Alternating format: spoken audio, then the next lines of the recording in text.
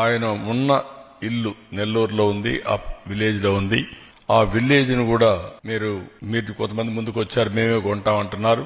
ఏం చేస్తారు, కొంచెం వర్కౌట్ చేయండి. దాన్ని కొని ఒక మెమోరియల్ గా మనం తయారు చేస్తే శాశ్వతంగా ఎవరు వచ్చినా అక్కడ పోయి చూసేట్టుగా ఒక మ్యూజియం తయారు చేద్దాం. ఒకవేళ ఆయన వాడిన వస్తువులు గాని ఏవైతే ఆ యొక్క ఎవిడెన్స్ ఉన్నాయో అవన్నీ కూడా అక్కడ పెట్టి ప్రజలకు స్ఫూర్తినిచ్చే విధంగా ముందుకు పోతాం. అక్కడ బకింగ్హామ్ కెనాల్ కి ఒక బ్రిడ్జ్ కావాలన్నారు, హై లెవెల్ బ్రిడ్జ్. 27 కోట్లు అవుతుంది, ఎప్పుడో శాంక్షన్ చేశాను. మళ్ళా వీళ్ళు క్యాన్సిల్ చేసే పరిస్థితికి వచ్చారు. ఇమ్మీడియట్ గా దాన్ని డబ్బులు శాంక్షన్ చేసి హై లెవెల్ బ్రిడ్జ్ కూడా పూర్తి చేస్తాం.